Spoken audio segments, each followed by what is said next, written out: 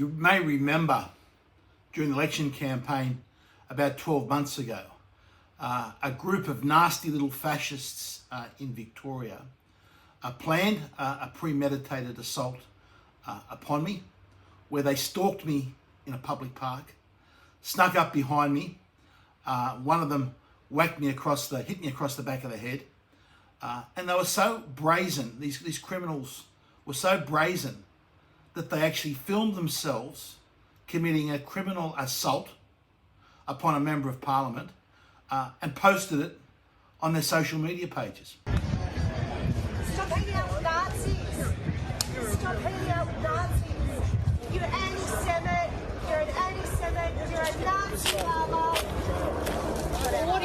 Well, firstly, there's the irony. I'm filming this with a statue behind me of the great, late Jewish doctor, Dr. Zelenko, whose sculpture has pride of place in my office. And yet there I am, this nasty fascist, this nasty criminal, calling me a Nazi. You're anti-Semite. You're an anti-Semite. You're a Nazi lover.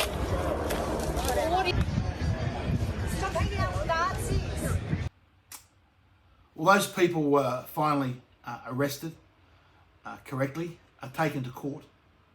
But to my amazement, the penalty that was handed out to this nasty little fascist, this criminal, this person that uses violence, was a $300 fine without any criminal conviction recorded. I wrote to the Victorian Police, asked them to appeal against it. It is manifestly inadequate, such a penalty. You can't have members of the public during election campaigns stalking politicians, sneaking up behind them, bashing them on the back of the head, irrespective of what party or what their beliefs are. But with such a decision from the courts in Victoria, it's now open season on Conservative politicians.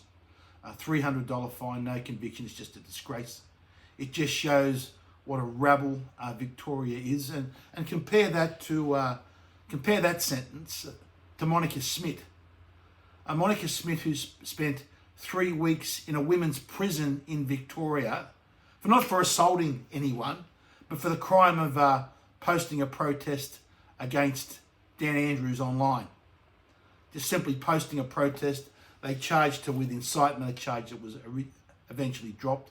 Another reason why this decision from a Victorian magistrate is so shocking, so appallingly inadequate, is that next time if something happens like that, rather than rely upon the law to bring that person to justice, I'll simply take matters into my own hands.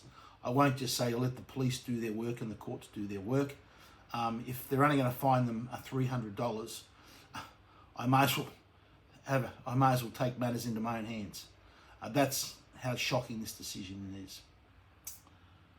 It's also set a very, very dangerous precedent that now people will think that you can sneak up behind someone, bash them across the back of the head, and you only get a $300 fine and no conviction recorded. We're simply not safe. It's the Victorian judiciary has declared open season on Conservative politicians. It's an outrage, it's a disgrace, but it's just another example of how law and order has collapsed in the state of Victoria.